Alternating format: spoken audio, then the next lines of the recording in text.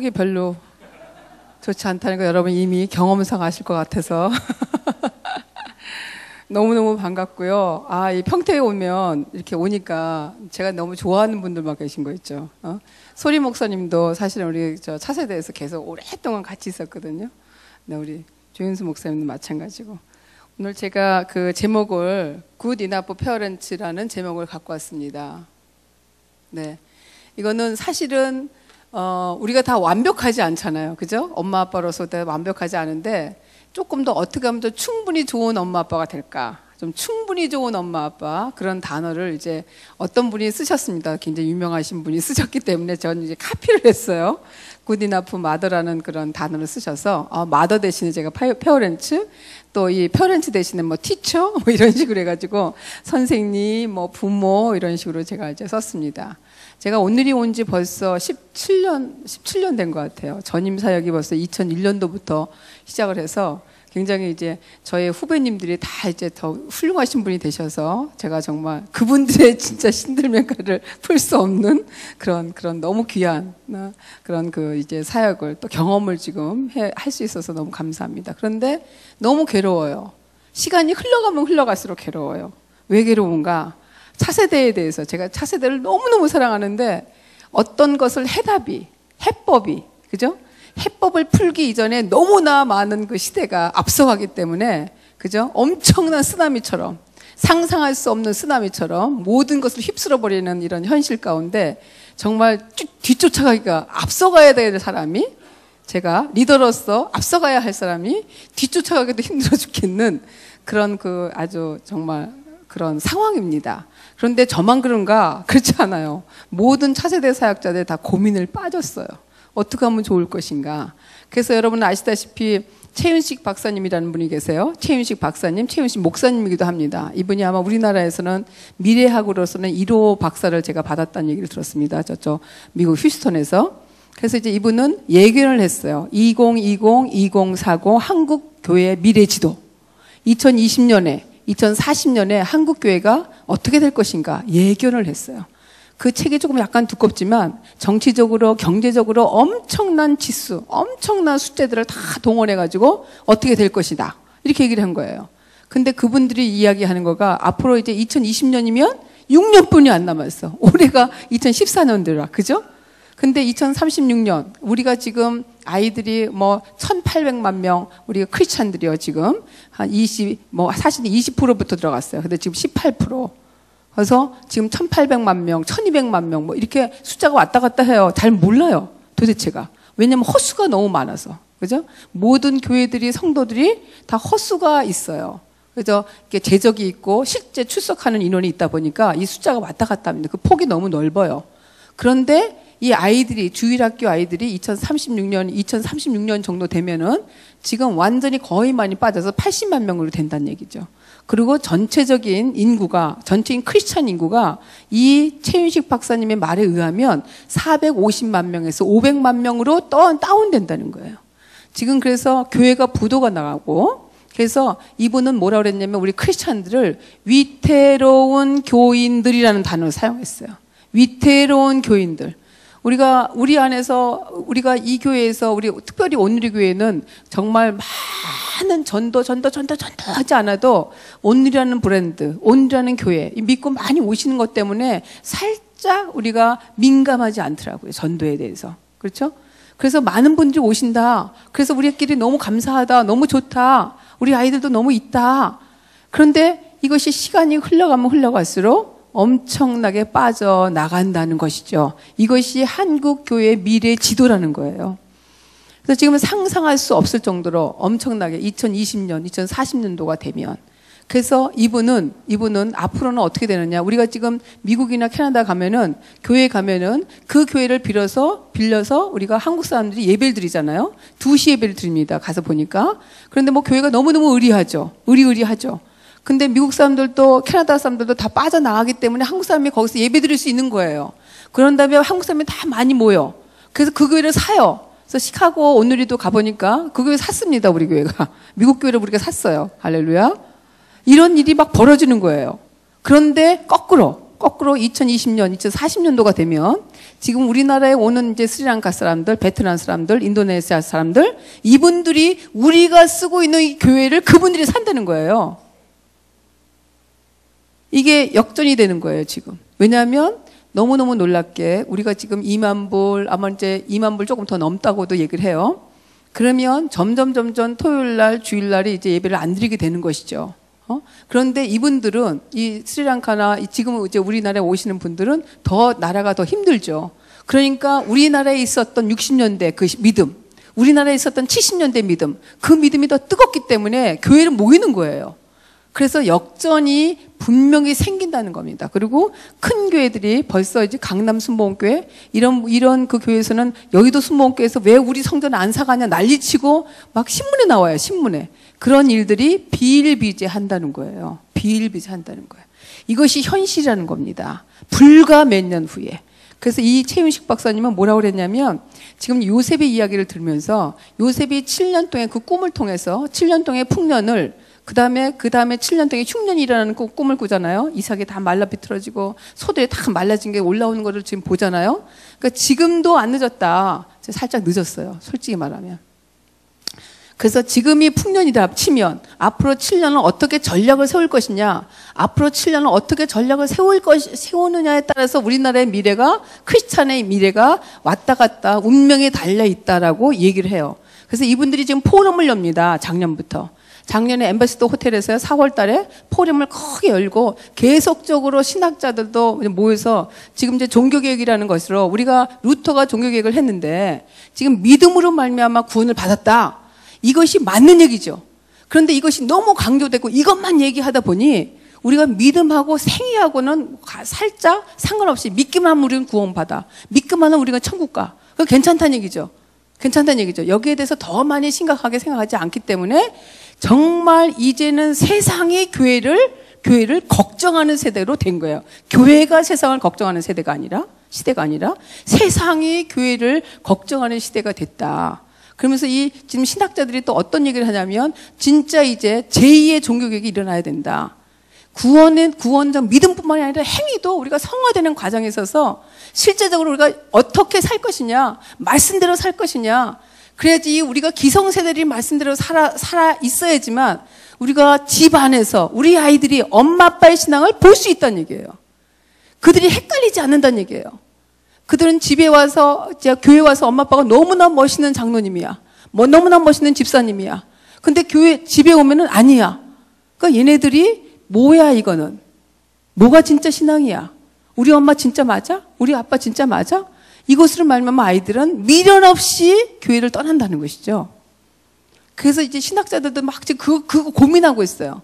우리가 성화되는 과정에서 더 많은 우리의 정말 자각적인 각자적인 성찰이 있어야 되겠다라는 것을 합니다. 이런 시대적 배경, 이런 그 2014년도에 얼마나 위기의 2014년도인지 말도 못해요.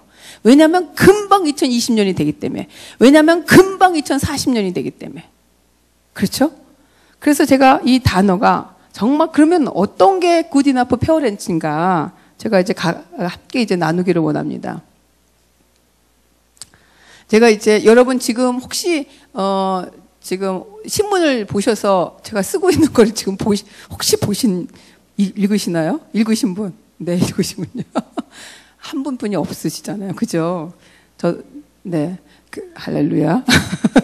good enough 페어렌츠로 이제 4개를 했어요. 사랑과 자존감, 그 다음에 아이의 자율성과 창의성, 아이의 강점 관찰, 그 다음에 소유가 아닌 존재인식, good enough 페어렌츠는 단어로 4개를 했고요. 오늘은 베스트보다 유니크라는 걸 오늘 넣습니다. 오늘 그 신문에. 그 다음에 이제 good enough 페어렌츠를 4주로 이렇게 이제 칼럼을 넣고요. 그 다음에 wise mothering이라는 것을 4주로 이제 칼럼을 넣습니다. 그거는 뭐냐면 생명의 어미 하와. 처음에. 그 다음에 제가 뭘 했죠? 거기 써 있는데 헷갈립니다, 이제. 그 다음에 제가, 대상 항상성과 안정감에 대해서 이제 썼고요. 그 다음에 저번에 쓴 게, 그 다음에 오늘 쓴 게 베스트보다 유니크. 그 다음에 다음 주에 나올 게 사라와 한나가 주는 메시지. 와이즈 마더링에 있어서 사라와 한나가 어떤 메시지를 줄까? 그 다음에 여러분이 그거 끝난 다음에 와이즈 파더링에 대해서 쓸 거예요. 와이즈 파더링은 아버지 콤마 그 영적 권위. 아버지한테 어떻게 하면 영적 권위를 되돌려 줄 것인가. 엄마들이 아내들이 어떻게 하면 아빠들을 세울 것인가에 대해서 쓸 겁니다. 그런 다음에 그 다음 주는 뭘 쓸 거냐면 경계선을 통한 훈육. 경계선이 있어야 되겠잖아요. 그 다음에 또 세 번째 주는 뭘 쓰냐면 하나님의 말씀을 전수하기에 대한 소명. 아버지한테 있다는 얘기예요. 그것이. 하나님의 말씀을 전수하는 소명은 누구한테 있다? 아버지한테 있다는 얘기예요. 그러면 맨 마지막엔 제가 행복의 통로 아버지라는 걸로 쓸 거예요.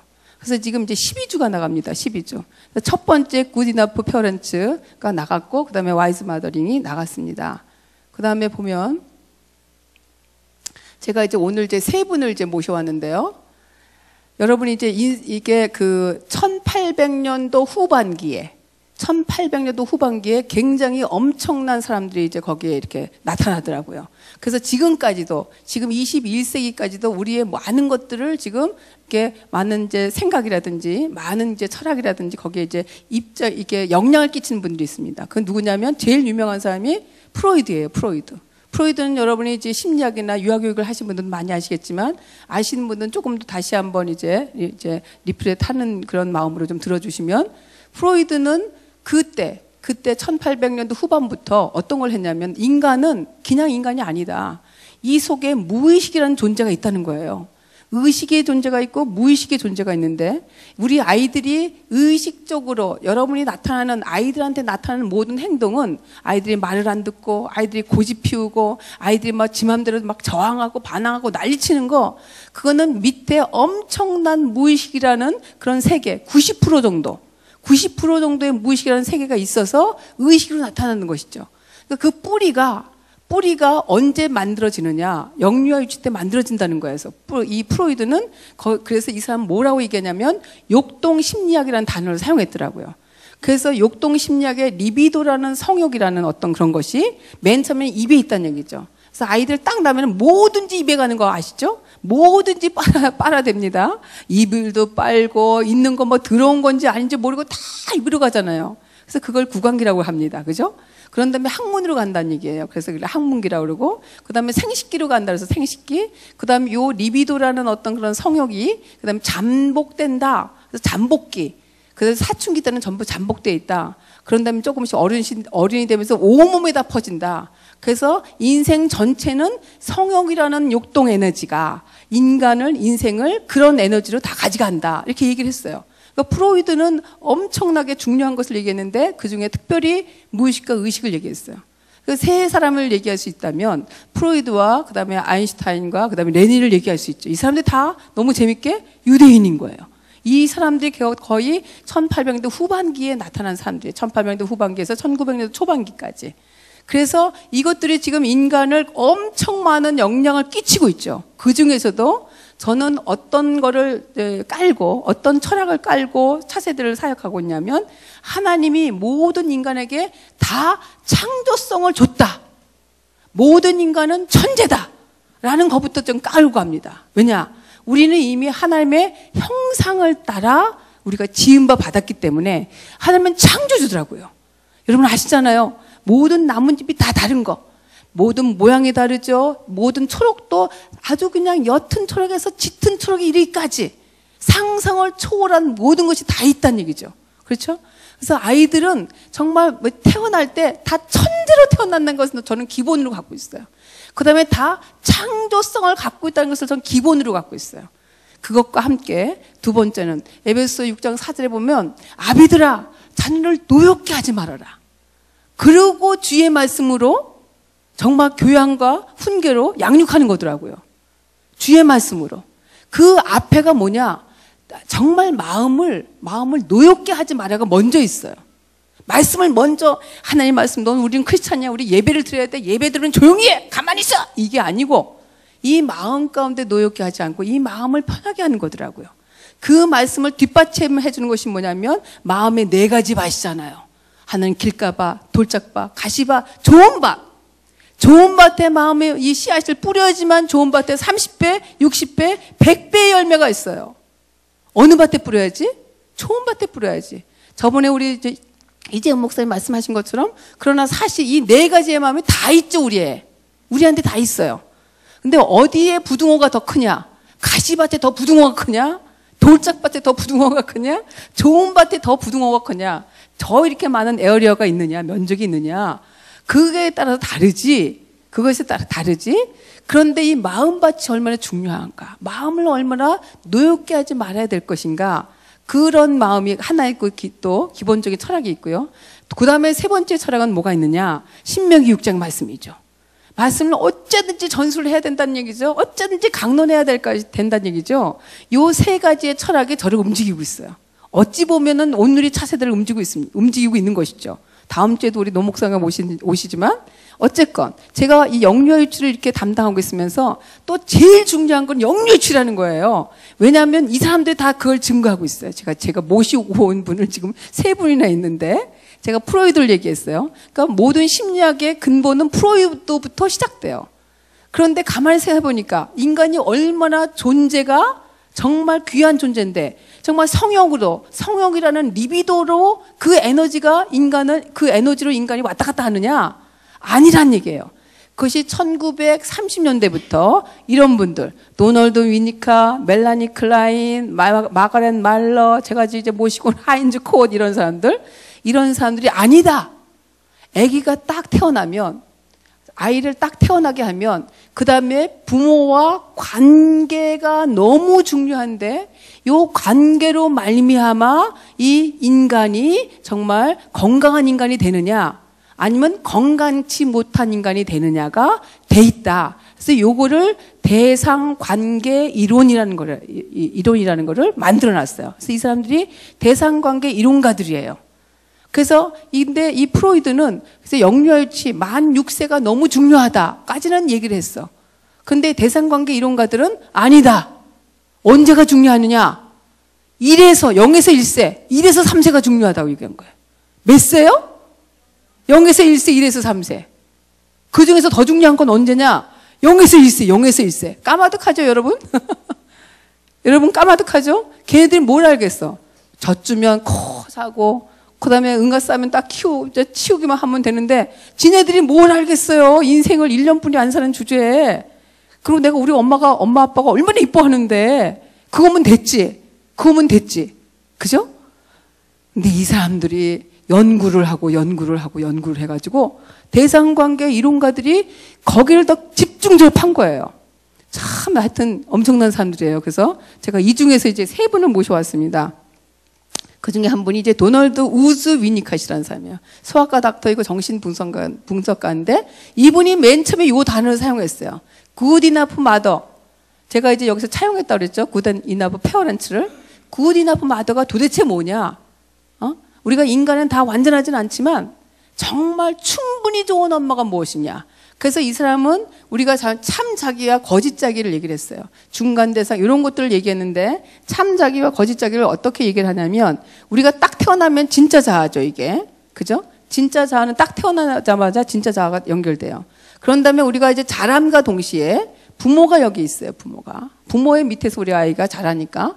그럼 이 부모는 누구나 다 여러분의 원가족, 여러분의 친정엄마, 친정아빠, 여러분의 시부모님들도 완벽하지 않잖아요.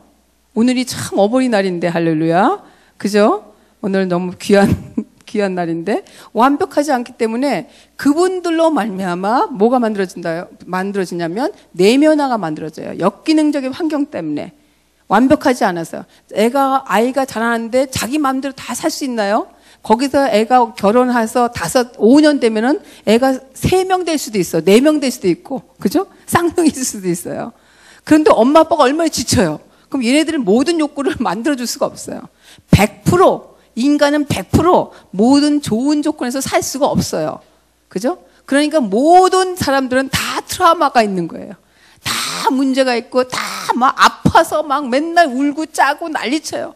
그래서 교회가 제일 문제가 있는 곳이 교회예요. 왜 그럴까요? 우리가 다 죄인이라고 고백하는 공동체이기 때문에 더 그래요. 그 다음에 여기서는 사랑이라는 걸 고백을 해. 서로 사랑하십시오. 사랑을 줘야 합니다. 사랑을 받아야 합니다. 그런데 실제적으로 그렇게 무조건적인 사랑을 다 주기가 인간이니까 이게 안 되는 거예요. 근데 교회가 왜 그래? 이제 미숙한 사람들은 조금 이제 처음 오신 분들 교회가 왜 그래? 이거부터 이제 또 떨어져 나가기 시작합니다. 교회 공동체가 얼마나 여기가 아주 예민한 공동체인지 몰라요. 왜냐하면 아까 얘기한 것처럼 죄인이라는 거 고백과 함께 사랑해야 된다는 걸 계속 얘기하기 때문에 더더욱 그래요. 그래서 여기 가정 안에서 역기능적인 이제 환경이 되는 거죠. 이것이 더 극단적으로 가면 거짓자와, 모든 인간은 진짜 자아와 거짓 자아가 있는데 여기에 갭, 거짓 자아와 진짜 자아의 갭이 크면 클수록 정신분열가예요. 이거는 자기가 하나가 안 돼 있기 때문에, 자아가 안 돼 있기 때문에 정신분열이라는 단어를 써요. 정신이 분열돼 있어. 그래서 이거를 파편화된 자기. 여러분이 유리를 딱 떨어뜨려서 깨트렸을 때 파편이 확 나가죠. 자아가 이렇게 파편화되기 때문에 자기가 얘기해놓고 그게 무슨 얘기인지도 몰라. 말과 행동이 다른 사람 많이 아시죠? 여러분 구역예배 있죠? 아니면 시집에 누가 있고, 할렐루야. 아니면 친정에 누가 있고. 거의 인간의 거의 한 30%는 비정상입니다. 30% 숫자가 굉장히 큰 거 아시죠? 그죠? 그래서 이렇게 거짓자가 돼요. 그래서 이게 셀프가 연결되는데, 자아하고 셀프라는 단어를 많이 사용하는데, 대상관계 이론가들은 너무 중요한, 지금부터 얘기하는 너무 중요해요. 근데 우리가 다 간과하고 있는 이야기. 여러분은 스스로 여러분을 얼마나 성찰하는지 몰라요. 근데 말씀이라는 것은, 성화라는 것은 뭐냐면, 말씀으로 말미암아 말씀에 비추어서 나를 성찰하는 것이 이게 성화되는 과정이에요. 그죠? 그런데 요 0에서 1세, 1에서 3세 때 자기라는 거가, 자아와 자기라는 거가 부모로부터 잘 만들어지지 않으면 구원은 받았어요. 너무 감사하게 예수님만 믿으면 구원을 받아. 할렐루야. 할렐루야. 구원은 받았는데 인격이 안 따라와. 할렐루야 하면 안 되겠네. 인격이 아무리 해도 말씀의 능력이 없다야. 말씀의 능력이 없는 것 같아요. 제가 보기에는. 말씀의 능력이 없다. 아멘? 왜 인간은 안 변할까요? 왜 인간은 안 변할까요? 여기 지금 너무 완벽한 저희가 있어요. 컵이 있어요. 그죠? 이 컵은 물도 먹을 수 있고, 그 다음에 연필도 꽂을 수 있고, 여기는 꽃도 꽂을 수 있고, 용도가 다양해요. 이거는 뭐든지 다 사용할 수 있어. 그런데 이렇게 완벽하게 하나님이 만들어 놨어요. 처음에. 딱 이렇게 태어나. 그런데 그렇게 태어나기 이전에 사실은 태아 때 거절감을 받는 태아도 있어요. 이 속에는 이미 정서적 교감이 일어나기 때문에. 그렇죠? 그러면 태어날 때부터 거절감을 받은 아이는 0세, 1세 미만, 3세 미만 때 거절감을 받은 아이는 이게 이 거절감이 뼈와 이 근육에 그냥 박혀요. 그래서 아무리 예수를 믿어도 왠지 모르게 나는 죽고 싶어. 왜? 거절감을 받았기 때문에. 그냥 뼈속에서 말을 해. 뼈속에서 말을 해. 그래서 이 크리스찬들도 얼마나 우울증 환자들 많은지 몰라요. 하나님의 말씀을 믿으면, 하나님의 말씀에 능력이 있기 때문에 우리는 얼마나 기쁘게 살아야 됩니까? 얼마나 감사하게 살아야 돼. 당근이죠, 이거는. 당근이죠. 왜? 사망권세 이기신 예수님을 말미암아 우리가 모든 것을 믿음으로 선포하고 나가면 되는데 왜 우울증에 걸리냐고요. 여기 비밀이 어디 있느냐? 다 요 밑에 있는 거예요. 대상관계 이론과 연관돼. 그것이 이렇게 완벽한 컵이, 완벽한 자아가, 거의 완벽하다고 할 수는 없지만 인간이기 때문에 그렇지만, 여러분 부모로 말미암아 어떻게 돼? 환경으로 말미암아 이렇게 되는 거예요. 이렇게 돼가는 거예요. 점점 꾸겨져 가는 거예요. 이렇게 점점 꾸겨져 가. 누구로 말미암아? 부모로 말미암아. 그래서 예수를 믿어요. 여기에다가 물을 부으면 물이 안 떨어져요. 예수님 믿으면 구원받아. 이건 보통 축복이 아니에요. 그죠? 그래서 예수 믿고 구원받고 점점 내적 치유나 말씀의 능력이나 말씀으로 말미암아 이게 조금씩 펴져요. 이게 성화되는 과정이에요. 조금씩 펴져가면서 그다음에 우리가 천국 가면 확 펴지는 거예요. 할렐루야. 우리가 죽기 전까지는 이렇게 안 펴져요. 그죠? 이게 얼마나 극명하게 주는 그런 이 시청각 자료인 것 같아요. 근데 제가 보면 여기 이제 도널드 위니컷이 이게 참자기와 거짓자기를 말하는 거예요. 그래서 자와 자기가 좀 달라요. 자기는, 셀프라는 거는 여러분이 이미 다른 대상, 이 다른 대상이라는 거는 엄마 아빠예요. 엄마 아빠가 늘 이게 거울을 비춰줘. 엄마 아빠가 늘. 근데 너무 재미있게 그 인간극장에서 나온 우리 앤디라는 사위 있었어. 우리 사위 앤디인가? 하여튼 그랬어요. 옛날에 나왔어요. 근데 이 앤디라는 그 영국 사람인데 와이프가 7세 연상이야. 한국 여자고. 7세 연상이고 약사예요. 약사라 이제 둘이 이제 맞벌이니까 친정엄마가 애를 3명을 키워요. 친정엄마 애를 3명을 키우는데 할머니가 얼마나 힘들겠어요. 근데 거기에 그 아이가 5살짜리야, 위에가. 그 아이가 5살짜리라 저길 가요. 유치원을 가요. 그 다음에 2살보다 조금 더, 24개월보다 조금 더 큰 아이는 안 가. 안 가고 이게 이 거실과 부엌이 이렇게 항상 아파트는 같잖아요. 그죠? 그럼 얘가 하는 일은 항상 그 부엌에 가서 모든 그릇을 다 끄집어내서 두드리고 또 엎기도 하고 그게 놀이예요. 너무 재밌어. 그런데 이제 7개월짜리 남자아이가 있어요. 남자아이. 위에는 딸이고.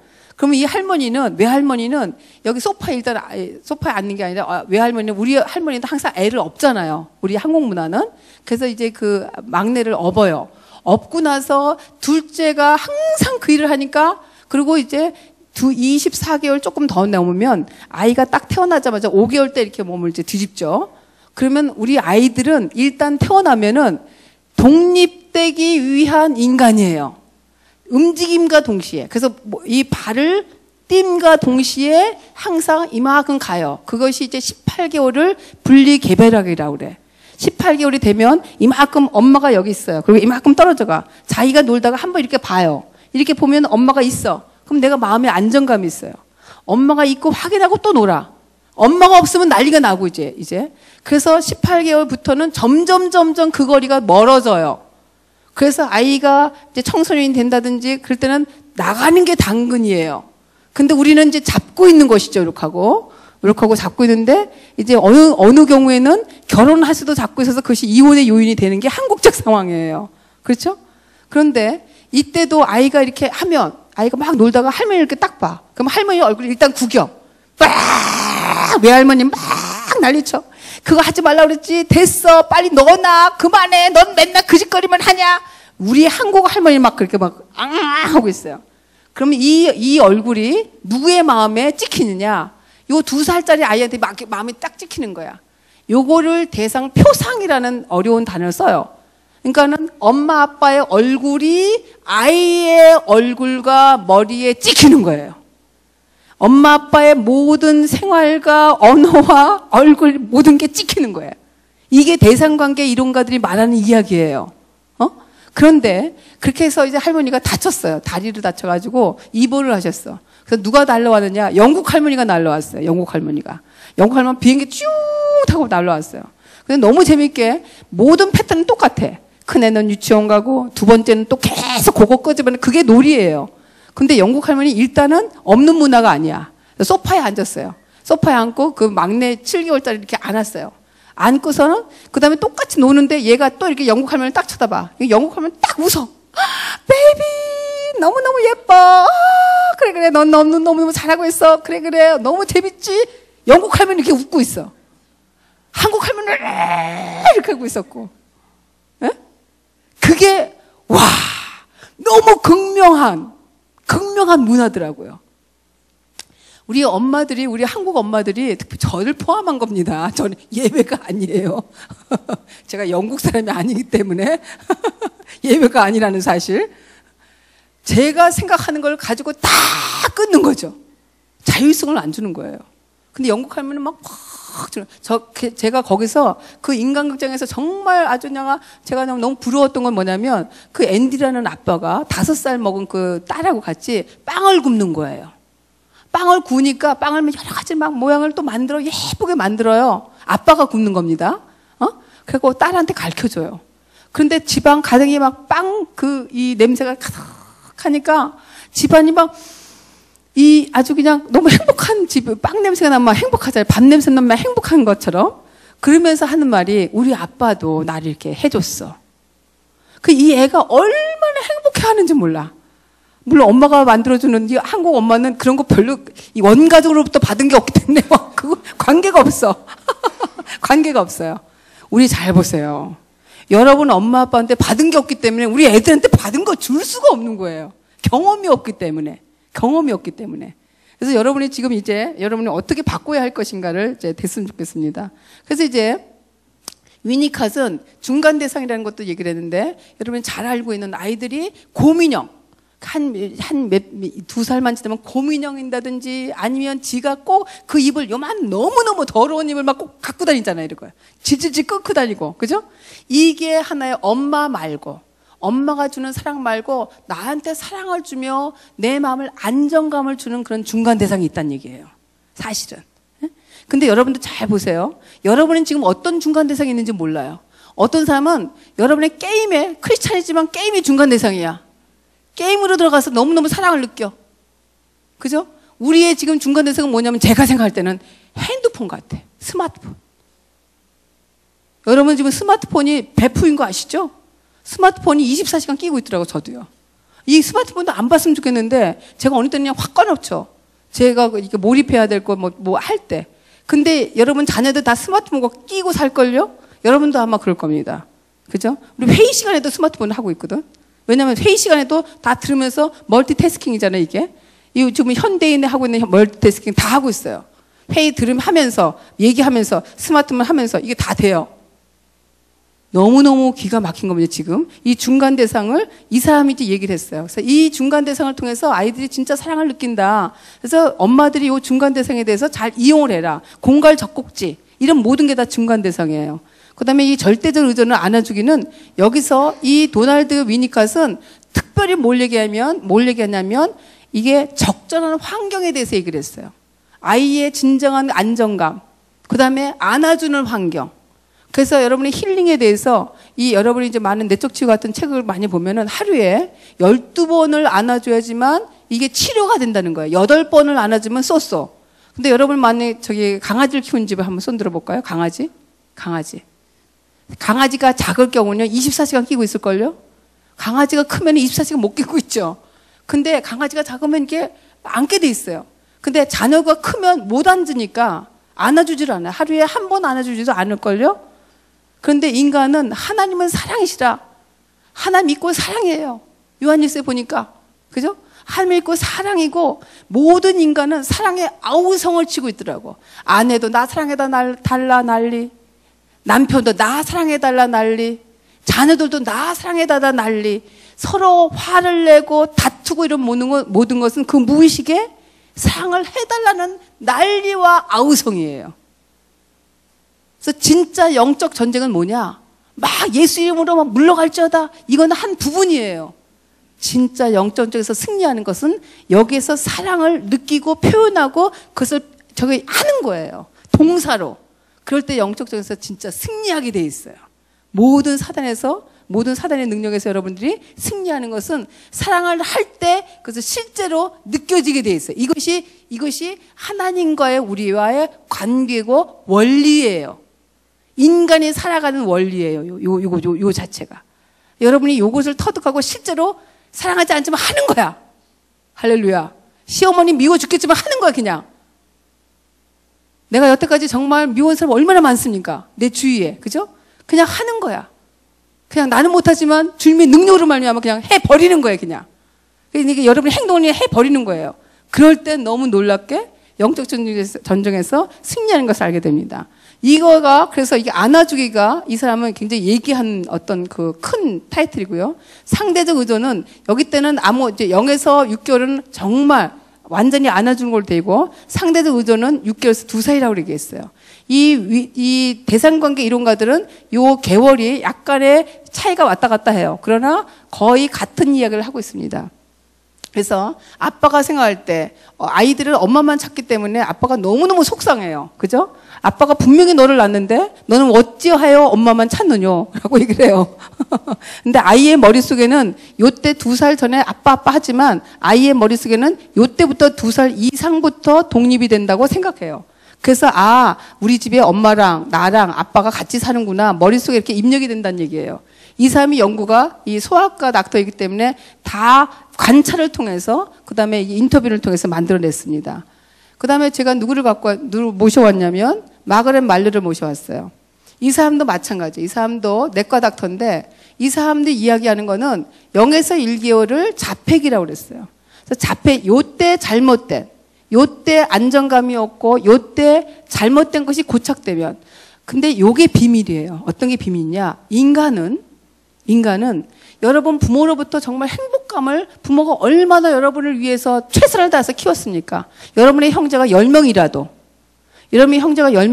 나를 향한 하나님에게 부모의 사랑이 분명히 있었거든요. 근데 인간이 죄인이라는 것이 정말 엄마 아빠가 나한테 잘못한 것만 기억이 나게 돼 있어. 잘해준 건 당연히 잘해주는 거예요. 부모니까. 우리 생각이 그래요. 여러분 안 그렇군요. 그렇죠. 어버이날 특별히 생각해 보세요. 어버이날, 오늘이 어버이날입니다. 오늘이 어버이날, 어버이 주일입니다. 어버이날은 지났지만, 그래서 이때 뭔가가 잘못된 고착 때문에 자폐증이 일어났다고 이분은 이야기하고 있어요. 근데 이것이 100% 맞지는 않아요. 자폐증이라는 것이 많은데 기질, 유전, 많은 것들이 아직도 다 이렇게 드러나지는 않았기 때문에, 그리고 이것을 자폐증이 얼마나 무서운 건지 아시죠? 그 다음에 2에서 18개월을 공생이, 아이의 핵과 엄마의 핵이 두 가지 동그란 게 있는데 이 동그란 게 이렇게 같이 겹쳐 있어요. 요거를 공생기라고 그래요. 그래서 아이가 딱 태어나면 아이로서는 18개월까지는, 아까는 2살이라 그랬잖아요. 도날드는. 이 말러는 18개월까지는 공생기라고 그래서 요때 18개월 이전에 이 아이에 대해서 학대라든지 아니면 엄마가 너무 바빠. 그래서 엄마가 바쁘면 항상 외갓집에 아이를 보내요. 그죠? 쌍둥이들 하나를 뚝 떼서 보내기도 하고, 하여튼 여러 가지 이유, 뭐 어쩔 수 없어서 그럴 수도 있지만 엄마가 아프기도 하고 등등. 그럼 거기에서 아이들이 많은 심리적 트라우마가 그냥 여기 들어가는 거예요. 이 들어가는 거가 아까 얘기한 것처럼 뭐라고요? 뼈하고 근육이 그걸 기억해요. 그래서 나는 버림받았어. 나는 거부받았어. 그렇기 때문에 뭐로 된다고요? 정신분열이 되는 거예요. 이 정신분열은 아까 얘기한 것처럼 자기가 파편화된 거예요. 정신이 분열돼 버려 그냥. 그죠? 파편화된 자기와 반대된 얘기는 응집된 자기라고 그래요. 그래서 너무 재밌게 여러분 지금 이제 옛 꿈에서도 영유아 위치에서도 아이를 보면 다 얘기를 한다든지 보면 이제 알게 돼요. 이 아이가 환경 가운데 자기가 굉장히 건강하다. 얘가 굉장히 불안해하네. 그러니까 엄마를 못 떨어지고 그냥 아주 그냥 매일 우는 아이들도 있고 다 있어요. 그죠? 아주 평범한 집, 정상적인 집도 그런 것이 다 있어요. 거기에서 다 이렇게 느껴지는 게 있습니다. 이것이 정신분열이에요. 그 다음에 18에서 36개월, 이게 분리개별학이라고 그러는데, 요때 잘못되면 뭐예요? 경계성 인격장애와 자기애성 장애가 되는 거예요. 근데 경계성 인격장애는 말 그대로 경계선에 있어요. 어느 때는 건강해. 똑바로 얘기하는 것 같은데, 어느 때는 완전히 눈이 뒤집혀. 자기 분노로 말미암아 자기가 컨트롤이 안 돼요. 그 분노를 아무 데서나 터뜨려. 충동장애. 이런 사람들, 중독. 이런 사람들이 굉장히 비일비재합니다. 막 여기서 말풍선에서 누군지 막 생각나지 않아요, 지금? 누가 막 이게 들어오죠? 오늘 구역예배 누구? 살짝? 그분 이거 아니야? 느낌이 살짝 들어오는 분 계시죠? 그 다음에 자기애성 장애. 이분은 자기 말이 법이에요. 자기 말이 법이야. 이런 분이 장로님이 된다든지, 이런 분이 목사님이 된다든지, 이런 분이 CEO가 되면 큰일 나는 거예요, 이거. 여기는 차라리 정신분열이면요, 병원에 입원하면 돼요. 근데 이분들은 병원에 입원도 안 해요. 절대로 상담 안 갑니다. 당신이 상담을 하셔야 돼요. 절대로 안 듣습니다, 이 사람들. 왜 내가 상담을 해야 되느냐. 그러니까 낫지를 않아요. 그런데 교회에 엄청 열심히 옵니다. 할렐루야. 그리고 일을 본인이 합니다. 본인이. 하나님하고 상관없어요. 네. 왜냐하면 하나님이 직접 하라고 얘기했기 때문에. 하나님이 나한테 얘기했어요. 나한테 내가 기도해 보니까 하나님 이거 하라고 그랬어요. 그래서 합니다. 할렐루야. 주여. 그래서 이분들은 엄청 완전히 피스메이커를 하시지 못하시고 트러블 메이커로, 이제 이분들은 오히려 조용히 계시면 정말 좋은 분들이 이분들이에요. 근데 이분들이 뒤를 보면 이 시기에 반드시 문제가 있는 거예요. 원가족과의 문제, 엄마와의 문제, 아빠와의 문제, 환경의 문제, 이런 문제들이. 그래서 이거를 대상관계 이론가들이 이제 밝혀내는 거였어요. 근데 실제적으로 정신과에서 대상관계 이론으로 70% 정도 이거를 한다는 거예요. 뭐든지 100%는 없으니까. 그러니까 이 대상관계 이론이라는 것이 얼마나 많이 실용화되어 있고 지금 현재 여태까지 그다음에 얼마나 지금 많이 발전되고 있는가. 그다음에 여러분들이 그냥 아기를 태어나서 그냥 이거를 아이의 한 인격체를 그 아이들을 잘 공감해야 된다는 거예요. 0에서 1세도 이 아이의 마음을 읽어주는 거예요. 1에서 3세도. 그 다음에 36에서 60개월의 웨디푸스 컴플렉스. 여기는 노이로제. 굉장히 아주 예리하고 신경증적이고 이분들도 CEO 가능합니다. 이분들도 지금 다 목사님도 어떤 목사님 저는 만났어요. 진짜로 만나봤어요. 경계에서 인격장애 목사. 본인은 아니야. 모든 사람은 알아. 아주 심각하죠. 더 이상 하면 안 될 것 같아. 그 다음에 제가 한 분 더 모셔왔어요. 하인즈 콧. 이분은 이제 정신분석가. 이건 이제 자기 심리학이라는 자기 나름대로의 개척을 해놨어요.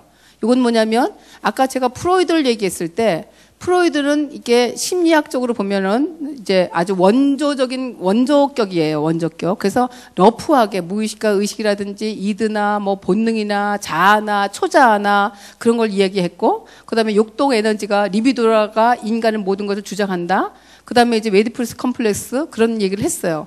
그런데 이제 대상관계 이론가들이 그 다음에 이제 들어와서 0에서 1세가 너무 중요하구나. 1에서 3세가 너무 중요하구나. 이런 얘기를 했어요. 그런데 이분도 대상관계 이론가인데 이분은 특별히 자기 심리학이라는 것을 만들어서 자기애성 장애에 대해서 더 많이 연구한 사람이 하인즈 콧이에요. 근데 자기애성, 여러분은 악마는 프라다를 입는다 보셨어요, 영화? 악마는 프라다를 입는다는 전형적인 자기애성 미란다가 자기애성 환자예요. 자기가 모든 게 자기의 말이 법이니까. 그죠? 그래서 밑에 부하들이 얘기하면 딱 끊어요. 그냥 당장 넌 잘라. 너 그만둬. 이렇게 얘기하는 사람이에요. 그래서 이 영화나 이런 것들 보면은 엄청 많은 이제 샘플들이 나오는데 이 하인즈 콧의 위대성은 뭐냐? 공감이라는 단어를 요새 굉장히 현대적인 말이잖아요. 근데 이런 많은 사람들을 어떻게 치유하느냐?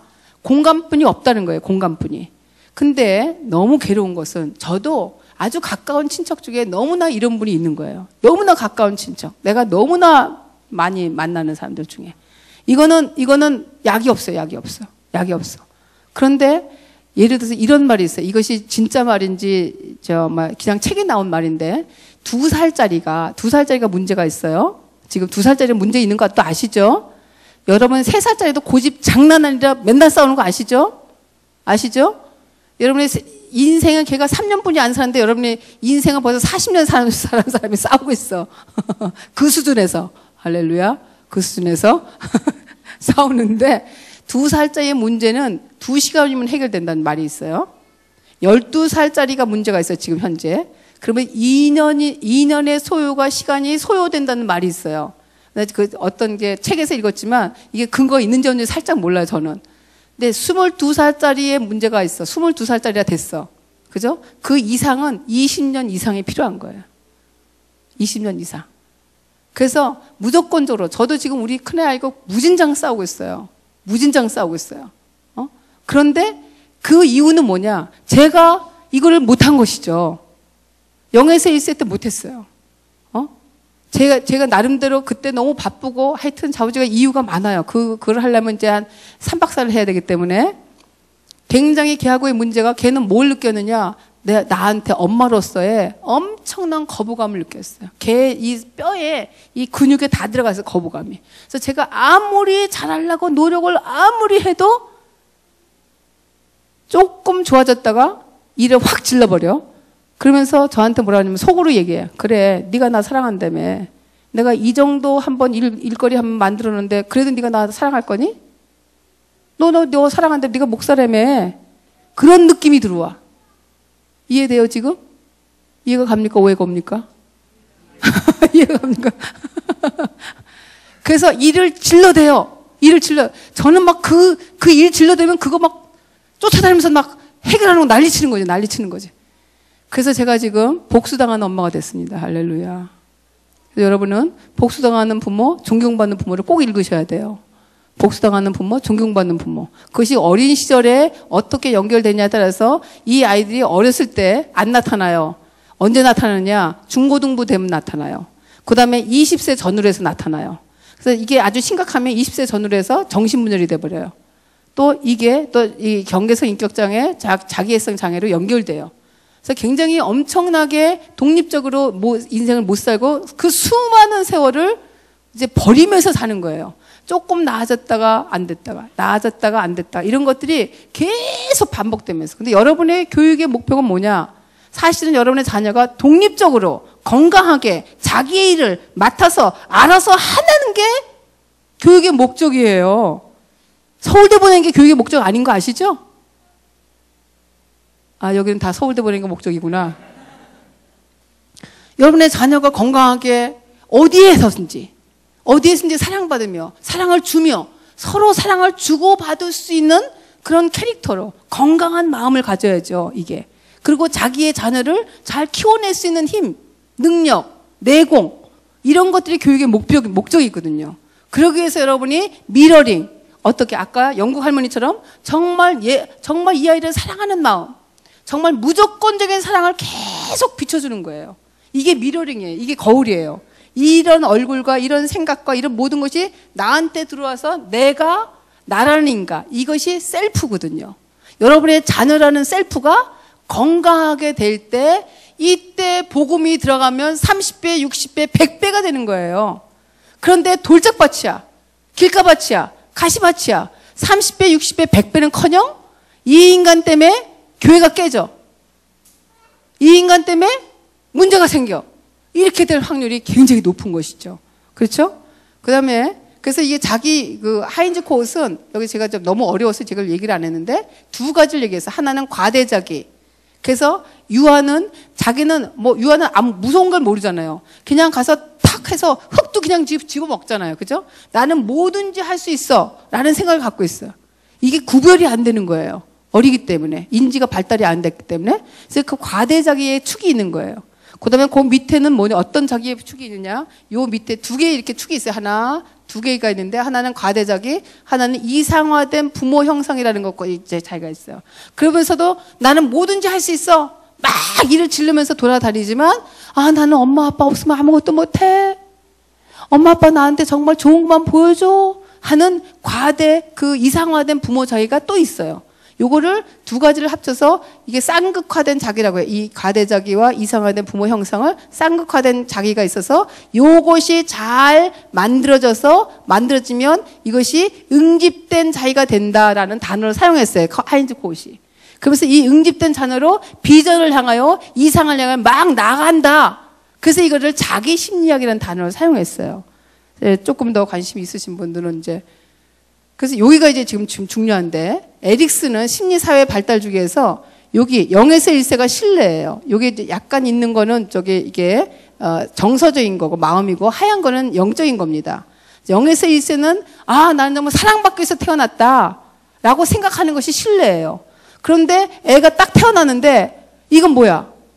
위에 막 줄줄이 있고 막 사랑하는 어떤 분위기가 아니야. 그러면 애가 딱 불신이 가는 거예요. 불신. 그래서 버림받았다. 이미 태아 때부터 버림받았다는 생각이 있어요. 그럼 여기에 빈혈적 믿음이 있어요. 도대체 하나님이 앞으로 내가 여기는 지금 파울로가 얘기할 때는 이게 미신화적인 이제 신앙이 들어가는데, 여기는 자기 신앙이 확실히 들어가 있지는 않아요. 아이들 영적인 거는 어렸을 때는. 그러면서 그렇지만 요 빈혈적 믿음으로 말미암아 하나님이 왜곡된 하나님의 이미지로 연결돼. 언제? 여기가 초등학교 때. 이 모든 게 어렸을 때 다 연결되는 거예요. 그래서 여기가 초기 믿음이 연결되고, 자율성은 1에서 3세. 자율성은 마음대로 해놓게 하는 거예요. 마음대로. 그래서 이게 요새 유명한 게 뭐냐면, 북구라파 부모들, 스칸디나비아 맘이라는 단어가 있잖아요. 그죠? 거기서는 0에서 3세 때, 2살 때, 거기는 추운 데지만, 거기서는 막 무조건 나가서 놀게끔 만들어. 추운데 꽁꽁 싸면서 거기서 시커 노는 거예요. 눈싸움 하면서 애를 거기다 에너지를 다 빼게 만들어. 아예 다 빼게 만들고 집에 이제 핵 하고 오잖아요. 그러면 시켜서 푹 채워 그냥. 그럼 성격이 얼마나 좋아할까? 얼마나 좋아질까? 우리는 막 공부해야 돼. 기억, 니은, 디귿, 리을, ABCD. 추우니까 못 나가. 감기 들어. 안 돼. 이렇게 되는 거죠. 걔들 그냥 자연감覚에 놀게끔 만들어 버리는 거예요, 그냥. 마음껏 하나님이 창조하신 요 시기, 너무 중요한 요게 1에서 3세 요 시기, 요 시기를 자율성을 마음껏 주는 거예요, 요 시기를. 그래서 요거를 또 뭐라 그러냐면, 여기에 엄마의 요 사랑이 연결돼 있어요, 여기가. 그죠? 그래서 요 엄마의 사랑으로 말미암아 초기 믿음이 연결되고 있어요. 그런데 너무 재밌게 프린스턴의 대학의 목회 신학 교수라는 도널드 캡스라는 사람은 여기에 이제 악덕과 덕목이라는 것을 단어를 또 만들어 놨어요. 여기에다가. 에릭 에디슨이 요걸 잘 들어보시면 너무 기가 막힌데요. 요거는, 여러분이 인터넷에, 오늘의 신문에 제가 쓴 거 있잖아요. 강점 관찰이라는 걸 다시 한번 찾아보시면 다 써 있습니다. 거기에 보시면. 그래서 여기는 지금, 여기 신뢰가 있잖아요. 0에서 1세. 여기 신뢰와 불신이 연결되는데, 안 될 때는 불신인데, 불신이 이게 연결되고, 그 다음에 이제 자율성이 안 될 때는 뭐가 들어가요? 수치심이 들어가는 거예요. 그래서 여기에 엄마들이 항상 못하게 하면, 아, 나는 바보구나. 나는 안 되는구나. 그래서 이 밑에 바닥에 수치심이라는 감정이 깔려지는 거예요. 그러니까 이게 보통 중요한 게 아닙니다. 이 수치심의 정신분열과 이 경계선 인격장애가 여기 다 연결돼 있어요, 이게.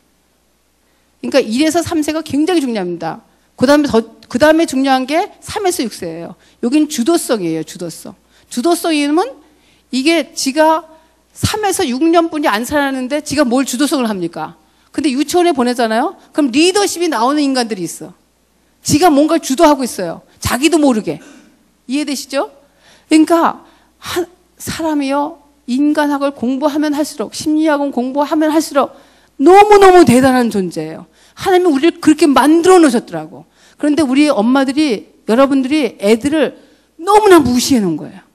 너무나 무시해갖고 얘네들은 아무것도 못한다. 특히 6세 미만 아무것도 못한다. 그러니까 엄마 아빠가 내가 다 해줘야 돼 라는 생각을 갖고 있다는 것이죠. 우리가 깰 문제가, 한국 엄마들이 깰 문제가. 근데 유대인 엄마나 북구라파 엄마들은 어떻게 하면 얘네들을 시켜먹을까요? 어떻게 하면 얘네들을 자율적으로 주도적으로 정말 발전시킬까? 그래서 요새 저번에 KBS 파노라마 이게 나왔어요. 제가 4시 10분 전까지만 끝나면 되죠. KBS 파노라마 뭐가 나왔냐면 거꾸로 교실 들어보셨어요? TV 보셨어요? 거꾸로 수업, 거꾸로 교실. 그래서 요새 그걸 지금 시골에서는 하고 있어요. 시골에서는 하고 있는데 미국에서도 지금 어느 대학, 세인트 존스 칼리지라는 대학에서는 이 대학에 두 가지가 없어요. 하나는 강의와 교수가 없대요. 말이 돼요? 대학교에 강의와 교수가 없어요. 그래서 거꾸로 교실도 마찬가지로 선생님이 가르치지를 않는 거예요. 선생님이 있어. 그 초등학교를 그 TV에서 파노라마, 여러분 이제 가셔서 KBS 파노라마 쳐서 거꾸로 교실을 한번 들어보세요. 그 초등학교 그 이제 반인데 선생님이 가능한 아무것도 안 해요. 그런데 미리 숙제를 줘. 영상을 준다든지 어떤 책을 읽어갖고 알아. 그런 다음에 와서는 자기네끼리 협동학습을 하는 거예요. 뭘 만든다든지 뭘 토론을 해요. 그래서 자기의 아이의 자발성과 자율성과 주도성을 인정하는 거예요. 여러분은 또 어떤 책을 읽냐면 무지한 스승이라는 책이 있어요. 무지한 스승. 프랑스에서 나온 건데 랑시에르라는 사람이 썼어요. 무지한과 스승이 맞아요? 안 맞죠? 스승이 무지하면 어떻게 스승이 되겠어? 그죠? 근데 스승이 무지하면 무지할수록 애들이 자발적으로 자기가 갖고 있는 에너지를 끄집어내서 내놓는 거예요. 이게 스승이에요. 그래서 여기서도 지금 이 대학에서 세인트 존스 칼리지라는 이 대학에서도 교수라는 단어를 안 써요. 있어요, 있기는. 근데 튜터라는 단어를 써요. 그래서 미리 숙제를 내줘요. 미리 숙제를 해서 그걸 실컷 읽고 와서 학교에 와서 자기네끼리 토론하는 거예요. 그런 다음에 교수는 그 튜터는 학생 그 테이블에 같이 앉아서 같이 토론하고 있어. 방향이 이상하다. 너무 시간이 빨리 딴 데로 가고 있다. 그러면 이제 이 튜터가 방향을 제시를 해줘. 그래서 1학년은 이게 원석으로 왔다가 4학년에 보석을 만드는 학교가 있는 거예요. 실제로. 그래서 우리 학교는 강의와 교수가 없다가 연결돼 있어요. 앞으로 21세기는 다 이쪽으로 갈 겁니다. 그래서 뭐냐? 자율성과 주도성을 얼마큼 주도적으로 이 아이를 인간에게 주셨던 하나님이 이미 주셨던 것들을 마음껏 펼치게 만드느냐. 마음껏 펼치게 만드느냐. 그래야지만 이게 주도성의 은혜가 나오고요. 초등학교 때 근면성이 들어요. 아니면 열등감이 돼요. 여기에 지금 모든 잘못된 감정이 다 들어가. 두려움, 수치감, 불신. 여기는 지금 이게 다 삐뚤어게 되게 돼 있어요. 근면성이 가죠. 하나님에 대한 건강 이미지가 납니다. 그 다음에 파워웨이브가 되면, 청소년이 되면 자아 정체성이 돼요. 여기는 아니면 정체성이 혼미가 돼요. 영적 정체, 혼란. 그 다음에 여기는 이 청년부예요. 다른 사람과 친밀감. 이때는 사랑이 있죠. 아니면 악덕으로는 정욕이 들어가요. 이때는. 그래서 여기는 중년기에는 생산성이 가고 크리스찬 사역이고 노년기에는 고결성이 가는 거예요. 그런데 대개 다 이렇지만 여러분들은 다 이렇게 안 가고 아마 약간은 이렇게 구부러져 있을 겁니다. 약간 이렇게. 그죠? 여러분은 지금 여기 연세, 자기의 연령을 한번 생각해 보세요. 그래서 이게 이 에릭슨이 너무 기가 막히게 한 거는 여기에 실내는 어머니의 맨 처음에 소망을 여기다 놔놨더라고요. 소망. 그 다음에 여기는 자율성은 부모의 의지를 넣어놨어요. 의지가 자율성을 살리느냐 죽이느냐. 부모로 말미암아 1에서 3세가 자율적으로 창조적으로 되느냐. 이때 자율성과 창조성을 줘야지만 아이가 이미 하나님이 주셨던 창조성이 연결돼요. 그런데 여기를 다 묶어버리잖아요. 그러면 초등학교 3학년이 피크야. 초등학교 3학년부터는 완전하게 창의성이 없어져 나가요. 그래서 완전히 수동적인 인간이 돼버려. 주도적이 안 돼요. 뭔가 이렇게 아이디어를 내고 이렇게 안 돼요. 이게. 그래서 여러분이 자녀를 어디에서, 지금 우리 자녀가 어디인데 그럼 어떻게 할 것인가 제가 조금 이따 다시 하겠습니다. 그러면서 여기 부모는 의지고요. 요 의지가 자율성과 연결되고 여기는 가족이에요. 가족이 인간에 있어서 아이들의 편에서는 자기의 인생의 목적이 여기서 만들어져요. 6년 된 인간이 자기의 인생의 목적을 알아. 근데 자기가 단어로 말을 못해. 근데 자기의 몸이 그거를 알고 있어요. 이해돼요, 지금? 오해가 되나요? 이해가 가나요? 오해가 왔죠? 6년뿐이 안 살았는데 자기가 내가 이렇게 어떤 목적으로 살아야 할 것인가 건강성이 있는 거예요. 건강성. 이걸 앞으로 살아가는 데 있어서 내가 건강하게 되는 거예요. 어떤 단어를 말을 못해. 6세니까. 이해되시죠? 그러면서 여기 가족에서 이제 목표가 여기서 가족까지 연결되는 거예요. 그 다음에 이 근면성은 이 학교에서는 실력이 연결돼요. 실력으로 해서 근면성으로 말미암아 실력이 여기에 두각을 나타나게 돼 있어요. 이쪽에. 그런 다음에 여기 또래 집단에서는 자기 자아 정체성은 또래 집단인데 여기는 완전 신실이 돼. 그래서 친구와 내가 신뢰성을 가지고 해요. 근데 거꾸로는 교만이기 때문에 악덕은 교만이기 때문에 여기에 왕따를 시켜버려. 그래서 이지매가 여기서 막 아주 극면하게 나타나요. 여기 초등학교 고학년 때부터 여기 이제 이 사춘기가 되면 확 이지매가 나타나서 왕따가 돼서 애를 막 다 죽여놔요. 지네 스스로. 죽이고 살리고 난리를 제겨요. 그런 다음에 여기 오면은 이제 청년기가 돼요. 그죠? 다른 사람과의 친밀감. 여기는 이제 사랑을 이제 느끼죠. 자기 짝꿍을 찾아야 되고 그렇기 때문에 사랑을 느껴요. 근데 요 사랑과 함께 사실 여기에 또 인간 중독이라는 영화가 나왔잖아요. 지금 저는 안 봤지만 어쨌건 여기에 사랑과 정욕이 반대적인 덕목과 악목으로 왔다 갔다 해요. 여기 인간이 살아가는 데 있어서. 그 다음에 이제 여기 중년기에는 여기 생산성에는 뭐가 있냐면 여기 생산성에는 자기의 가족을 보면은 어린아이에서부터 청년부에서부터 그 다음에 또 여기에 좀 큰 아이들까지 연결돼요. 제 나이 또래가 되면은 우리 큰아이가 지금 33살이니까 그죠? 이 청년부까지 돌봄이 돼요. 돌봄인데 여기 만약에 악덕으로 여기 침체를 들어가면 무관심이 돼요. 인간이 무관심이 돼요. 그 다음에 이제 여기 고결성. 여기는 지혜입니다. 지혜. 인간이 나이가 들면서 지혜가 충만하면서 통합이 들어가거든요. 여기 이쪽은 통합. 아니면 여기 침체가 되고 침체와 절망이 들어갑니다.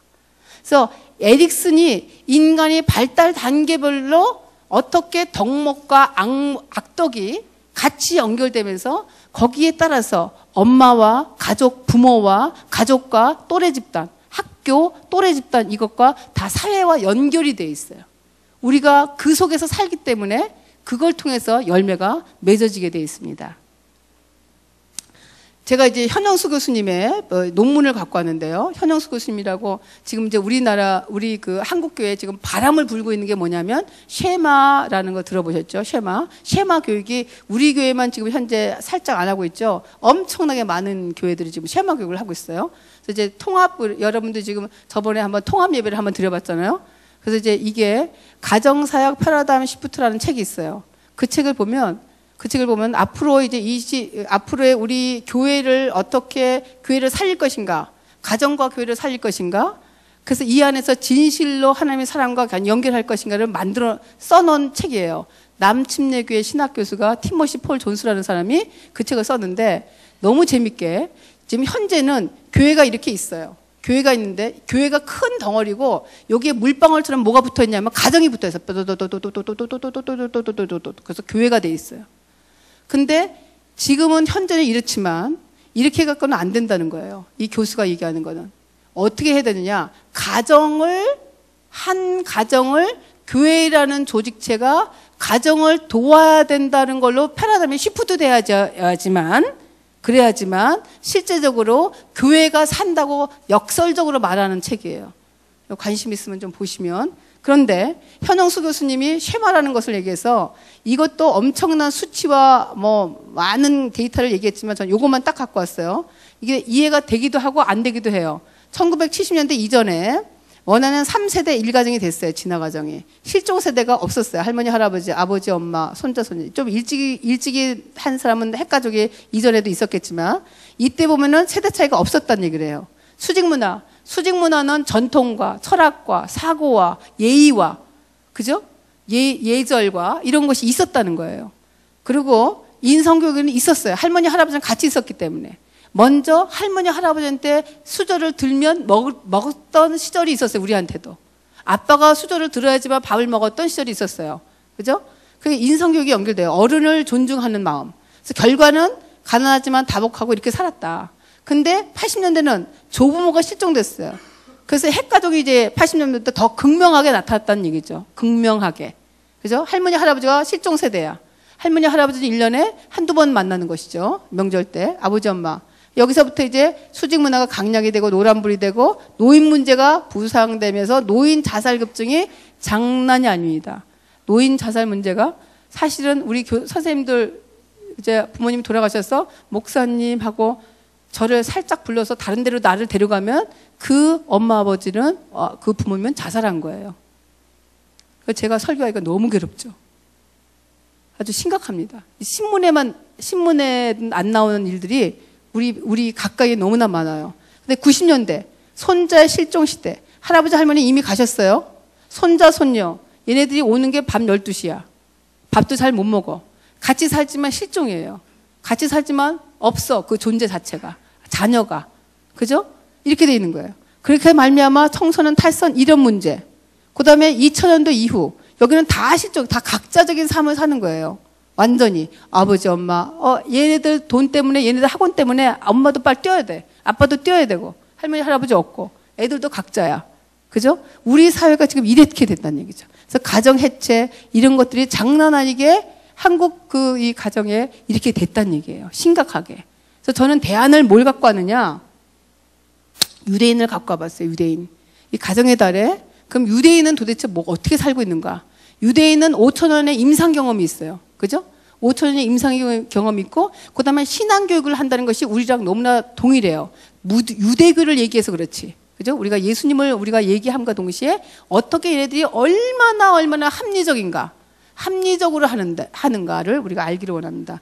크다모바, 요건 조금 더 작은 유치원을 얘기해요. 요건 가노바, 여기는 이제 만 5세가 되면 얘네들은 완전하게 다 유치원을 가야 돼.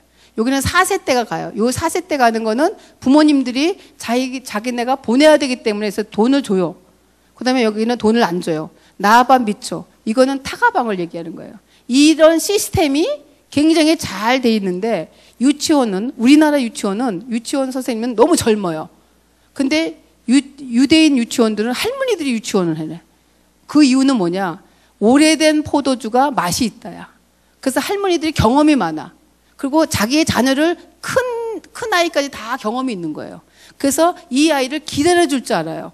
근데 이 젊은 유치원 선생님들은 자기가 애를 안 낳았으며 애를 안 낳았기 때문에 그런 사랑도 물론 잘 하시는 분은 너무 많지만 서도 그게 안 되는 거예요. 이게 얼마나 합리적인지 이 사회적으로 그렇게 생각하는 거예요. 엄마 아빠도 이 할머니들이 우리 아이들 더 잘 가르친다라는 그런 사회적 인식이 있어요. 그 다음에 아이를 이렇게 옷을 이제 입혀서 보내잖아요. 그러면 시컷 놀게 만들어. 이 옷 갖고. 그런 다음에 옷을 하나 가져가서 시컷 놀고 다 씻고 한 번씩 자. 그 다음에 새 옷 가져간 거 입고 집에 와. 근데 우리는 예쁜 옷을 입죠. 예쁜 옷을 입고 가서 물론 잘 놀겠죠. 그 다음에 유대인의 생활교육. 생활교육은 어디냐? 자, 이 사블라누트를 굉장히 아주 유대인이 너무나 많이 하는 말이 사블라누트예요. 우리는 시끄럽다. 자, 합주의가 됩시다. 이렇게 얘기하는 게 우리예요. 그럼 소와시야. 네, 합하면 그게 뭐죠? 아, 얘기하지 말라는구나. 이것만 들어와. 근데 얘네들은 막 시끄러우면 사블라누트 딱 하면은 기다려 이런 뜻이야. 아, 내가 기다려야 되는구나. 그럼 모든 슈퍼나 모든 데 다 줄 선다 이럴 때 다 사블라누트야. 다 사블라누트. 그 다음에 교수가 얘기할 때도 이쪽에서 학생이 얘기할 때 교수가 사블라누트 잠깐 얘기하면 기다려야 돼. 이쪽에서 다 얘기하고 또 한참 기다리고 자기가 얘기하면 돼요. 이게 생활용어야. 생활용어라는 말이 우리가 지금 느낌하니까 살짝 그죠? 요즘은 굉장히 그 공감어가 느낌하니까잖아요. 개콘에서 나온 느낌하니까. 그것처럼 사블라누트가 온 국민의 용어예요. 그래서 기다린다는 것이 내가 기다리는 것이 생활화되어 있는 거예요. 기다려야 되는구나. 뭔가 내가 이걸 원하는 것이 있으면 기다려야 돼. 이것이 어렸을 때부터 굉장히 연결되는 거. 마잘토, 애가 물을 엎질렀어. 그러면 우리 엄마는 뭐라고 그러냐면 내가 너 그럴 줄 알았다. 너 이거 몇 번째냐? 이렇게 얘기하는 분이 많죠. 제가 얘기하는 겁니다, 근데 얘네들은 거꾸로. 굿럭이에요, 굿럭. 마잘토, 축하해. 그래서 얘가 수치를 안 당하게끔. 모든 인간은 자기가 잘못하면 다 내가 느끼고 있어, 지금. 근데 옆에서 다 한 번씩 2번을 죽여줘. 나도 알고 있거든. 나도 내가 지금, 나 지금 창피해 죽겠거든요, 그죠? 나도 좀 조심하고 싶은데 또 했어. 얼마나 창피해. 그죠? 근데 이렇게 격려를 해주는 거예요, 격려를. 그렇다고 해서 그 일을 또 하라, 이런 얘기는 아니죠. 다 알고 있어, 그 정도는. 그죠? 그 다음에 이것이 이제 생활교육이었고, 그 다음에 이제 교육사상, 티쿠놀라. 이거는 학문이 세계를 변화시킨다는 뜻이에요. 그래서 이 유대인들은 노인들이 다 어디가 있냐면 도서실에 가서 공부하고 앉았어. 진짜. 돈도 안 주는데. 그러니까 우리 애들이 손주와 손자들 말도 안 나오네. 손녀와 손주들이 할머니, 할아버지를 존경할 수밖에 있을까요? 없을까요? 그 공부를 하니까 얼마나 그 지혜가 많겠어요. 그 지혜를 누구한테 풀겠어? 손주들한테 풀겠죠. 얘기하겠죠. 그죠? 우리가 얼마나 노인이 되면 될수록 우리는 뭔가 이렇게, 여기를 안 그러시지만, 대접을 받고자 하는 그런 마음이 더 강해진다기보다 자기가 더 열심히 뭔가를 하는 거예요. 근데 다 공부야. 공부. 티쿠놀라. 학문이 세상을 바꾸기 때문에. 니네들이 열공을 해야 되기 때문에. 내가 그렇게 모델링이 되겠다. 나도 이렇게 공부하니까 너희들도 해봐. 말하지 않아도 돼. 내가 그냥 공부하고 있으면 돼, 그냥. 그러면 애들은 뭐하나, 할머니, 할아버지가. 아버지, 엄마가 뭐하나. 아이고, 공부하네. 나도 해야 돼. 이렇게 되는 거예요, 이렇게 되는 거예요. 이 전체 사이클이 완전히 티쿠놀라며, 교육 사상이. 헤브르타, 토론하는 거예요. 아까 이것도 거꾸로 수업, 거꾸로 교실, 무지한 스승, 다 토론이에요. 둘이 계속 토론함으로 말미암아 다른 사람이 생각했던 걸 더 많이 내 것으로 만들고, 이 사람이 이렇게 생각했구나. 그래서 다시 한번 그 지식을 알게 되는 거예요. 이런 교육 방법이에요. 그러니까 얘네들이 세상을 지배를 할 수밖에 없는 그런 교육의 방법을 갖고 있어요. 우리가 얼마나 뒤집어 엎어야 할 것인가. 그죠? 정말 이번 사건으로 말미암아 정신 개조가 일어나야 되잖아요. 세월호 사건으로 말미암아. 우리 모두 다 정신이 막 개조돼야 되잖아요. 그죠? 인간 개조가 돼야 되잖아요. 그 다음에 엘라딤제 시마트하임. 이건 뭐냐면 아이들이 행복의 기준이는 거예요. 아이들이 너무너무 사랑스럽다는 거예요. 그래서 이 유대인 엄마들은, 정통파 유대인 엄마들은요, 19명, 20명 나. 할렐루야. 피임을 안 하면 19명, 20명까지 낳나 봐요. 한 30년 만에 낳나? 어쨌건. 어쨌건. 피임 안 하고 낳는 거예요. 왜? 하나님 명령이니까. 하나님 명령이니까. 그런데 내 인생이 뭐냐? 아이들을 잘 키워서 하나님의 말씀을 전수하는 게 내 인생의 목표예요. 이 사람을 잘 키워내는 게 인생의 목표예요. 아이들이 행복의 기준이야. 아이들 너가. 부모는 내가 부모가 됐다. 자기의 실현이 결국은 내 아이를 잘 키워서 사회에 내보내는 것 자체가 부모로서 내가 할 일이야. 근데 그 할 일이 뭐냐? 하나님의 말씀을 전수하는 거예요. 쉐마를 통해서. 쉐마를 통해서. 길에 갈 땐지, 앉아있을 땐지, 누웠을 때든지, 일어날 때든지 하나님의 말씀을 강론하라.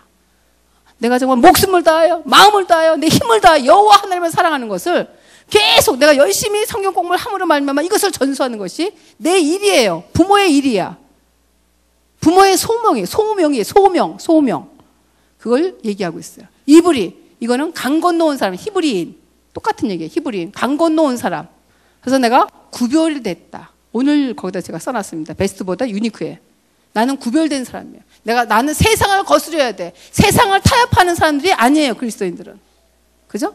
세상을 거스리고 하나님의 말씀에 통찰력 있게 그것을 깨닫고 하나님의 말씀대로 살아내는 것. 그것이 나실인이고 히브리인이고 이불이라는 얘기예요. 강을 건넜어요. 이미 우리는. 강을 건너서 다시 이집트로 가지 마시기를 축복합니다. 어찌해든지 우리는 가나안에 있어야 돼. 가나안에.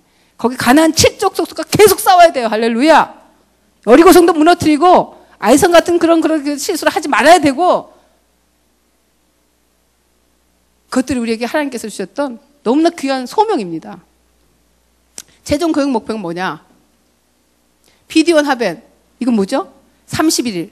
아이가 딱 태어나면 30일째 하나님께 다 드려요. 드려가지고 장자를 드려. 돈을 주고 사오는 거예요. 하나님께.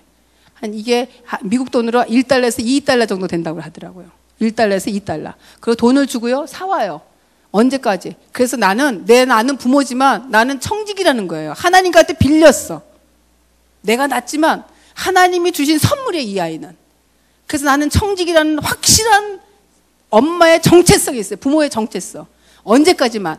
여기에 지금 바미츠바가 만 13세 때 율법의 아들이잖아요. 언제까지? 만 13세 때까지.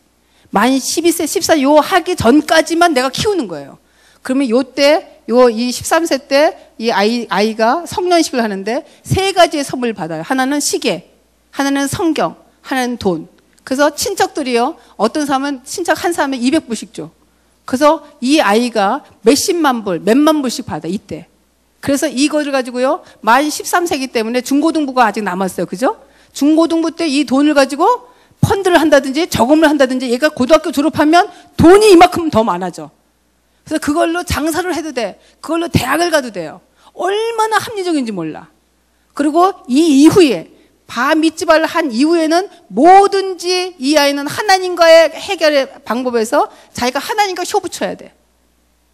부모가 해주는 게 없어요. 이제는. 부모는 이게 바미츠바 할 때까지만 먹여주고 정말 정성을 다해서 하나님의 말씀을 계속 그때 전수시키는 거예요. 그래서 얘네들 머릿속에, 그래서 이때는 모세 오경 중에 하나는 완전히 암송이 돼야 돼요. 완전히 암송. 그리고 바미츠바 하기 1년 전부터 자기의 인생의 에세이를 써야 돼. 에세이. 나는 어떻게 살 것이다. 왜냐하면 발표를 해야 되거든요.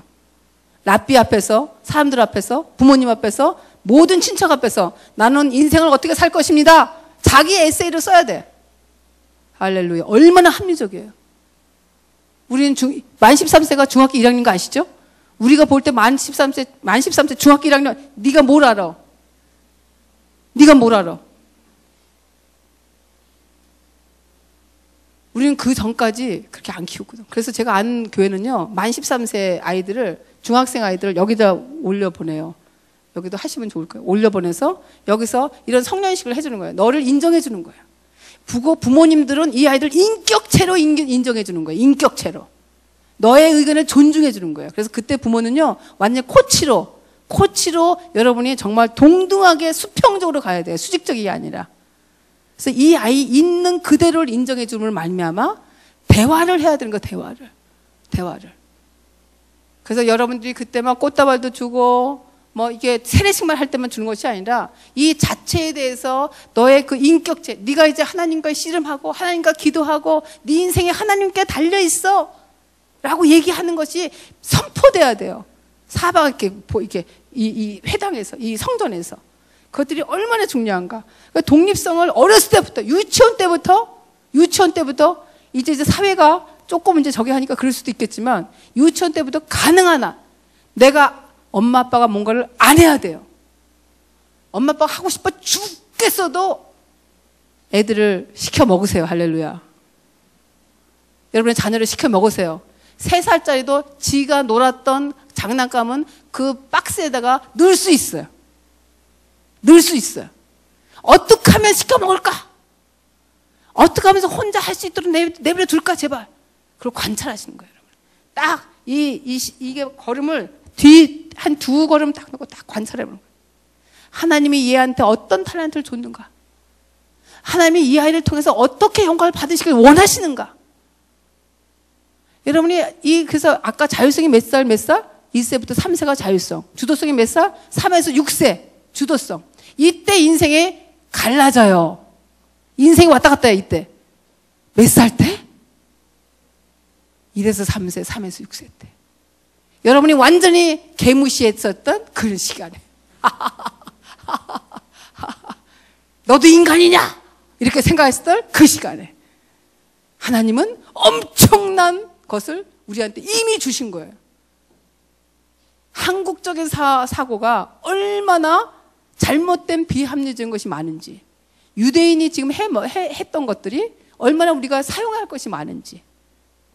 그래서 쉐마가 나와 있습니다. 여러분 다 알고 있는 쉐마, 그죠? 이거 쉐마는 우리나라의 사도신경이나 같은 얘기예요. 얘네들 쉐마는. 그래서 아침 저녁으로 암송하고 죽을 때 암송해요. 임종할 때. 왜냐? 인생의 목표가 자녀들한테 말씀 암송이니까, 말씀 전수니까. 유대인의 부모는 자녀들한테 말씀 전수가 인생의 목표예요. 그 다음에 기독교인의 세면은 뭐예요? 함께 읽습니다. 시작. 예수께서 이르시되 내 마음을 다하고 목숨을 다하고 뜻을 다하여 주 너의 하나님을 사랑하라 하셨으니 이것이 첫째 되는 계명이요 둘째도 그와 같으니 내 이웃을 내 자신같이 사랑하라 하였으니 이 2계명이 온 율법과 선지의 강령이라. 아멘. 근데 여기 가르치라 이건 없어. 그러니까 이 2가지를 다 갖고 있어야 되죠. 가르치는 거, 이거는 전수하는 거, 이거는 우리의 부모의 진실로 우리가 해야 할 일. 그래서 저희 차세대에서는요, 어떻게 하면은 부모를 가만두지 않을까가 저의 고민이에요. 어떻게 하면은 부모를 끌어다 잡아당겨다가, 그래서 부모한테 신앙교수를 저는 맡기는 거예요. 그래서 그렇게 책을 만들어요. 그래서 이번 9월에도 그렇게 책을 만들었어요. 경청, 공감, 질문이라는 걸 만들어서 부모 교육을 시킬 겁니다. 그 책을 딱 던져줄 거야. 그래서 그 책을 통해서 아이들의 말을 어떻게 경청할 것인가, 어떻게 공감할 것인가, 어떤 질문을 할 것인가, 그래서 어떻게 이 아이들을 대화할 것인가, 그래서 마음을 노엽게 하지 않게 할 것인가. 말씀을 막 집어넣는 것만이 우선이 아니라 그들의 마음을 공감을 해야지만 좋은 밭이 되죠. 그래야지만 30배, 60배, 100배가 나오니까. 그죠? 우리의 목표는 이 아이가 복음으로 정말 건강하게 사는 것, 하나님이 주셨던 은사를 마음껏 활용하면서 사는 것, 이것이 우리의 목표니까. 그렇죠? 그래서 저는 이걸 주장해요. 물론 저는 한 목사님 너무너무 존경합니다. 진짜. 수평적 1040 윈도우. 우리가 지금은 선교적 교회이기 때문에 이 1040 윈도우 지금 동남아시아에 다 갖고 있죠. 1040 윈도우에. 거기에 지금 무슬림이나 불교권이 많기 때문에 동남아가 더 1040 윈도우가 갑니다. 그죠? 근데 이것과 함께 우리가 여러분이 수직적으로 수평적으로 얼마나 구역 예배가 순 예배가 잘 됩니까? 근데 여러분이 이 수직적으로 여러분 자녀하고의 가정 예배나 자녀하고의 말씀의 전수가 되냐 이거죠. 교회는 그래서 주일날 예배드리는 이거는 안식이라 하나님의 명령이에요. 모두 회당에 모여서 모두 성전에 모여서 주님을 찬양하는 거야. 제가 보니까요, 이재철 목사님 거기서 수요 예배는 완전히 멘트를 없애버렸대. 수요 예배, 찬양 예배를 다 멘트 없이 완전히 찬양만. 그러니까 그거를 짜려면 엄청나게 더 짜야 되는 거예요. 주님을 어떻게 하면 찬양할 것까가 예배예요. 내가 온 마음을 다하여 주님을 높이는 거야. 온 마음을 다하여 주님의 말씀을 내가 먹는 거죠. 그래서 그 말씀을 살아내는 것이 주일이에요. 그것이 교회예요. 그런데 양육, 이것이 배우는 거, 이거는 자녀는 부모가 해야 되는 거예요. 무조건 부모가 해야 되는 거예요. 그건 하나님의 명령이니까. 하나님의 명령이니까. 그래서 교회가 정말 부모한테 매뉴얼을 계속 줘야 되는 거예요. 그래서 부모를 흔들어 제껴야 돼. 그래야지 앞으로 2020년, 2040년도에 교회가 살아있어요. 교회가 살아있어. 아니면 교회가 없어져요. 진짜로 없어져. 진짜로 없어져. 부도가 나버려. 부도가 나버려. 애들도 또 안 나. 젊은 엄마들이. 애들도 안 나. 보통 심각한 게 아닙니다. 그래서 저는 T자 성교가 있어야 된다는 얘기죠. 수평적인 것과 수직적인 것. For 14 윈도우. 4살, 14살 윈도우. 4살, 14살 윈도우 가운데 정말 말씀이 들어가야 된다는 얘기죠. 그때 이 말씀이 들어가고 예수님을 알아야 된다는 얘기예요. 그래서 T자 성교가 정말 중요하다. 이것만 있는 것이 아니라 구역 예배 안에 그 안에서 가족 예배가 계속 연결돼야 된다는 얘기예요. 그래야지만 이것이 하나의 정말 완벽하게 아름답게 진행되고 이 지금 이제 유럽을 가보세요. 교회가 다 술집으로 팔리잖아. 왜 그럴까요? 밑에가 안 됐기 때문에. 유대는 왜 살아있어요? 밑에가 돼 있기 때문에 자녀가 연결돼 있기 때문에 살아있는 거예요. 나라가 없어도 살고 있네. 얘네들이 주는 이 5,000년의 역사를 뭘 얘기를 하죠 우리한테? 벌써 임상이 돼 있는데 세계를 지배하고 있는데 그죠? 저는 오늘 이 시간 가운데 어버이날에 특별히 어버이날에 정말 하나님 도와주십시오.